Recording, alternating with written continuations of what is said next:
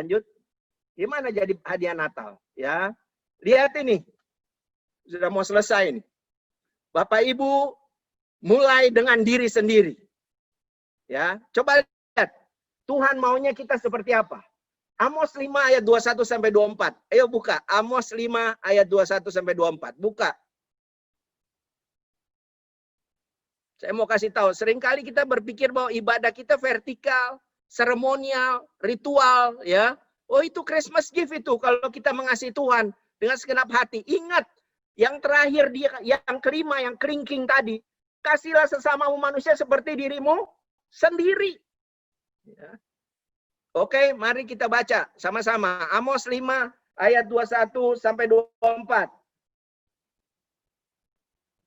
Saya baca ya. Ayo kita baca sama-sama ya. Amos 5 ayat 21 sampai 24. 3, 2, 1. Aku membenci, aku menghinakan perayaanmu. Dan aku tidak senang pada perkumpulan rayamu, termasuk merayakan Natal. Ya, coba lihat ini. Sungguh, apabila kamu persembahkan kepadaku korban-korban bakaran dan korban-korban sajianmu, aku tidak suka. Dan korban keselamatanmu berupa ternak yang tambun, aku tidak mau pandang. Ya. Perhatikan baik. Jangan dipikir bahwa kalau kita kasih persepuluhan banyak, kolekte banyak, lalu Tuhan terkesima. Enggak, itu transaksional namanya. Apalagi kalau kita ngasih terus berharap, oh kita akan diberkati. Transaksional. Tuhan nggak senang kalau kita transaksional. Lihat ini, aku tidak mau pandang. Ya. Ayat 23, nyanyi-nyanyi kita ini. Tadi ini kita nyanyi-nyanyi. Seringkali kita nyanyi-nyanyi. Coba perhatikan, apa kata Tuhan? 3, 2, 1, ya. Jauhkanlah daripadaku apa? Keramaian nyanyianmu, lagu gambusmu. Aku tidak mau dengar. Tidak mau dengar dia. Tuhan tidak mau dengar. Tapi apa yang paling penting? Persembahan terindah bagi Tuhan. Tetapi biarlah keadilan bergulung-gulung seperti air dan kebenaran seperti sungai yang selalu apa? Mengalir. Perhatikan baik. Bukan kita nggak boleh nyanyi, bukan kita tidak boleh mempersembahkan sesuatu, tapi itu bukan penentu.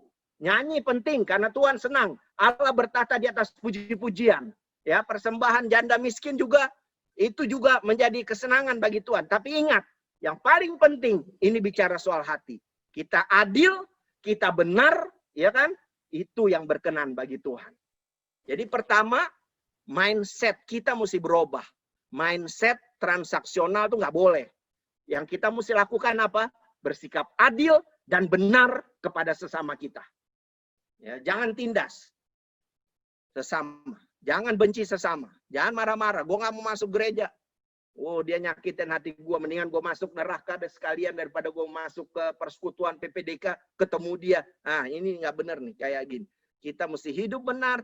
Ada pengampunan, ada kasih dan keadilan. Ya, jadi yang pertama kalau kita bicara Christmas gift, diri kita yang menjadi hadiah, yang pertama yang harus kita ubah apa? Persepsi kita dulu tentang hubungan kita dengan Tuhan. Persepsi iman ini mesti dirubah.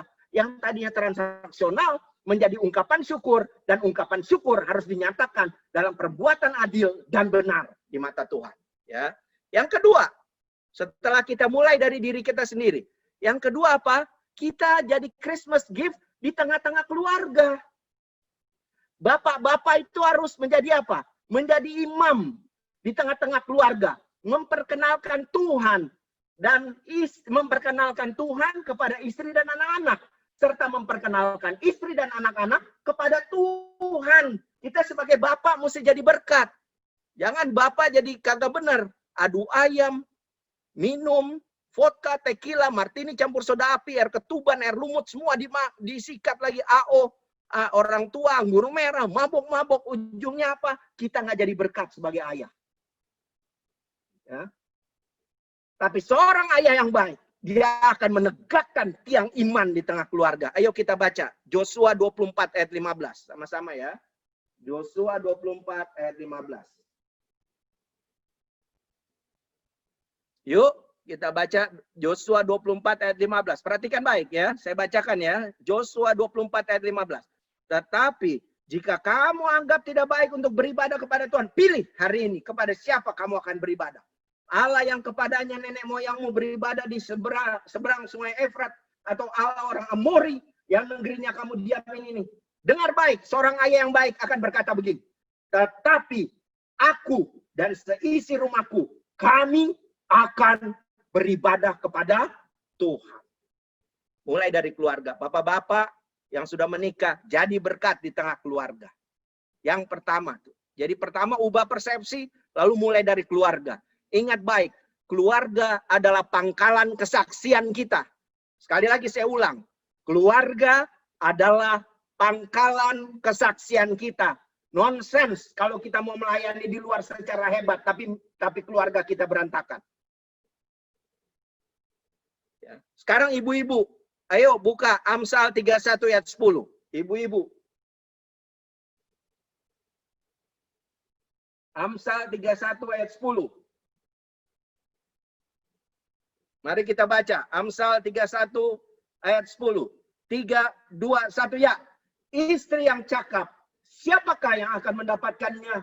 Ia lebih berharga daripada permata. Seorang istri harus menunjukkan sikapnya sebagai apa? Perhiasan sorgawi di tengah-tengah keluarga. Sekali lagi, istri yang baik adalah perhiasan sorgawi di tengah-tengah rumah tangga. Biar kita punya karir bagus, tapi kita harus juga memelihara keluarga kita. Ya, sekali lagi istri yang cakap lebih berharga dari permata. Ayah yang baik adalah imam yang memperkenalkan Tuhan kepada istri dan anak dan memperkenalkan istri dan anak kepada Tuhan. Yosua 24 ayat 15. Perhiasan sorgawi 31 ayat 10. Makanya ibu-ibu mulai sekarang harus jadi perhiasan sorgawi. Jaga mulutnya, jangan cerewet. Ya, jangan mulutnya kayak ulet bulu. Setiap ngomong, ibu-ibu orang pada kegatalan semuanya. Stop yang begitu. Sopan, remah lembut, sehingga rumah tangga kita, dengar baik. Kalau bapak baik, ibu baik, anak-anak pasti akan baik. Karena ada warisan iman. Rumah tangga kita menjadi rumah perteduhan, rumah pemulihan, dan rumah doa bagi seisi rumah untuk menjadi berkat, mengimpartasikan kasih Allah kepada siapapun yang mereka temui. Saya sudah seringkali mendapatkan pengalaman bahwa di pelayanan atau di kantor, pokoknya kalau orang ini bermasalah, biasanya rumah tangganya juga bermasalah. Oleh karena itu yang pertama, mulai dari diri kita sendiri, ubah persepsi. Yang kedua, lari ke keluarga. Yang ketiga, Christmas gift. Di perusahaan, di tempat kita kerja. Ini kan namanya persekutuan profesional ya, persekutuan doa profesional Kebayoran ya. Berarti saya harus sentuh juga di kantor. Anda perhatikan kata-kata saya. Perusahaan ya, dalam bahasa Inggrisnya company. Perusahaan dalam bahasa Inggrisnya company. Company berasal dari dua kata Latin, cum dan panis. Sekali lagi, company atau perusahaan berasal dari dua kata Latin, cum dan panis. Cum artinya berbagi, panis artinya roti. Company berarti apa? Berbagi roti. Apa nih maksudnya? Company adalah tempat di mana kita bekerja sama, berkarya sekeras-kerasnya untuk berbagi roti bersama. Artinya apa nih? Jangan jadi masalah di dalam pekerjaan. Jangan jadi batu sandungan. Veni vidi vici. Datang absen pulang. Datang absen pulang. Veni vidi vici. Nah, ini kacau yang begini, ya. Nah, ini kita mesti berubah. Kita mesti jadi berkat. Kolose 3 ayat 23 katakan apa? Bahwa lakukan yang terbaik seperti kita melakukannya untuk Tuhan. Orang Kristen harus jadi berkat di tengah-tengah perusahaan. Ini udah mau Natal. Jangan sampai supplier datang. Pak, ini ada amplop. Saya sudah bersumpah jabatan. Ada amplop silaturahmi. Saya sudah bersumpah jabatan. Hadiah Natal. Sudah selesai proyeknya. Saya sudah bersumpah jabatan. Nggak ada masalah Pak. Sudah selesai. Kita baik-baik aja. Saya sudah bersumpah jabatan. Tapi kalau Anda mau kasih istri saya. Dia tidak bersumpah jabatan. Nah, ini repot nih kayak begini. Yang pertama, beresin diri, beresin keluarga, jadi berkat di tengah perusahaan. Dan yang keempat, yang terakhir. Ya, yang terakhir. Mari kita buka Matius 25 ayat 34 sampai 37. Jadi berkat di tengah masyarakat. Christmas gift in the society. Masyarakat, ya. Matius 25 ayat 34 sampai 37 dan ayat 40. Kita baca dulu, Matius 25 ayat 34 sampai 37 dulu. Ayo kita buka. Matius 25 ayat 34 sampai 37. Udah mau selesai nih ya.